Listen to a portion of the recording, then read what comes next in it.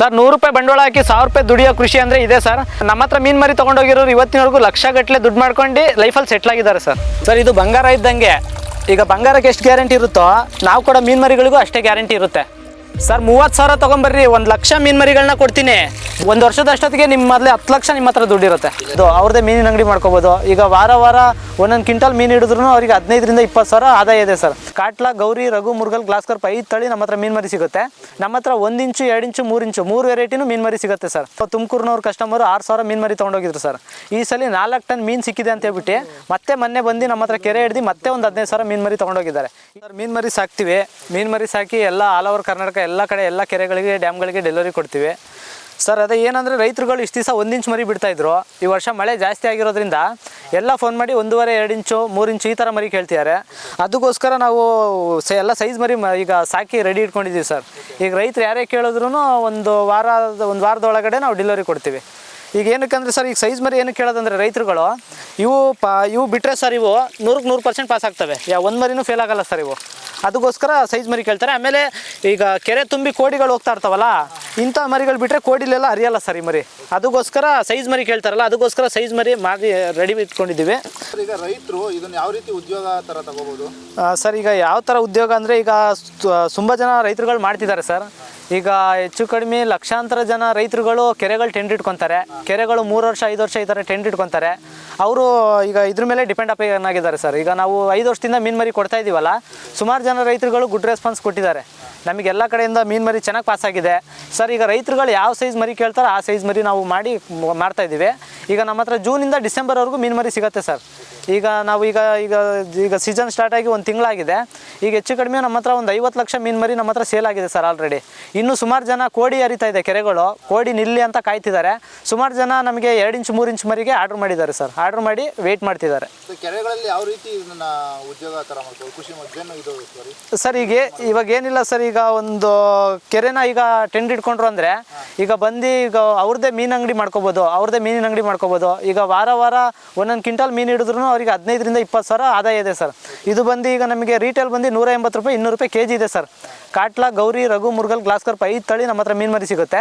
ಈಗ ಎಲ್ಲ ಥರಿನೂ ರೀಟೇಲಲ್ಲಿ ನಾವು ಅಂಗಡಿಗೆ ಹೋಗಿ ಕೇಳಿದ್ರೆ 150 ರೂಪಾಯಿ ಮೇಲೇ ಇದೆ ರೇಟು. ಈಗ ಪ್ರತಿಯೊಬ್ಬರು ಅವ್ರವರು ಕೆರೆಗಳು ಟೆಂಡ್ರ್ ಮಾಡ್ಕೊಂಡು ಒಂದೊಂದು ಮೀನಿನ ಅಂಗಡಿ ಮಾಡ್ಕೊಂಡ್ಬಿಟ್ರೆ ಇನ್ನು ಅವ್ರ ಲೈಫ್ ಸೆಟ್ಲ್ ಆದಂಗೆ ಸರ್. ಸರ್ ಈಗ ನಮ್ಮ ಹತ್ರ ಏನಕ್ಕೆ ತೊಗೋಬೇಕು ಅಂದರೆ ನಾವು ಆ ಥರ ಕ್ವಾಲಿಟಿ ಮೀನು ಮರಿಗಳನ್ನೇ ಕೊಡೋದು. ನಾವು ಕೊಡೋ ಮೀನು ಮರಿಗಳು ಇದುವರೆಗೂ ಎಲ್ಲೂ ಫೇಲ್ ಆಗಿಲ್ಲ ಸರ್.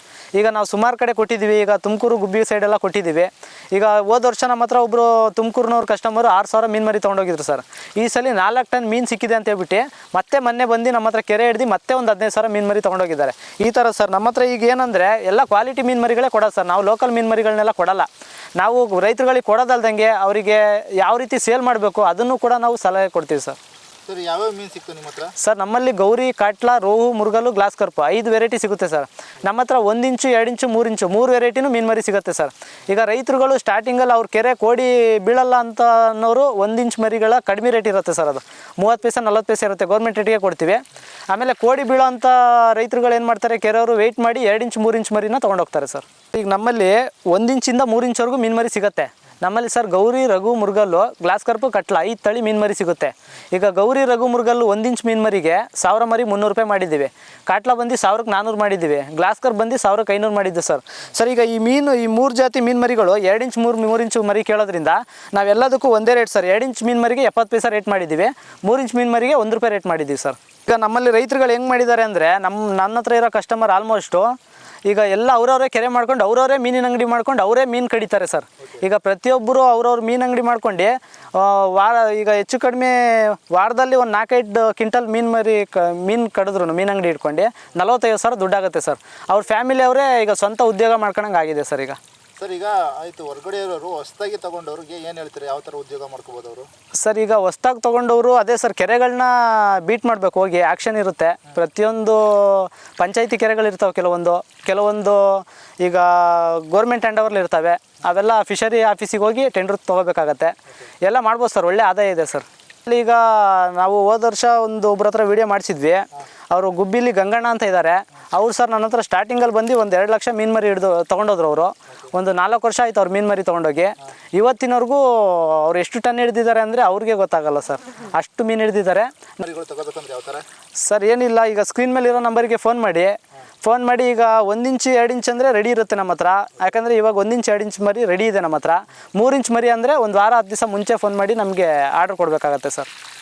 ಡೈರೆಕ್ಟಾಗಿ ಬಂದು ಯಾವಾಗ ಬಂದ್ರೂ ಅವರಿಗೆ 1 ಇಂಚ್ 2 ಇಂಚ್ ಮರಿ ರೆಡಿ ಇರುತ್ತೆ ನಮ್ಮ ಹತ್ರ. ಇವು 5 ಗೌರಿ, ರಘು, ಮುರುಗಲ್, ಗ್ಲಾಸ್ಕರ್, ಪಾಟ್ಲ 5 ಜಾತಿ ಮೀನು ಮರಿಗಳು 1 ಇಂಚು 2 ಇಂಚು ಯಾವಾಗಲೂ ರೆಡಿ ಇರುತ್ತೆ. 3 ಇಂಚ್ ಮೀನು ಮರಿ ಬೇಕಂದರೆ ಒಂದು ವಾರ 10 ದಿವಸ ಮುಂಚೆ ಅವ್ರು ನಮಗೆ ಆರ್ಡ್ರ್ ಮಾಡ್ಬೇಕು ಸರ್.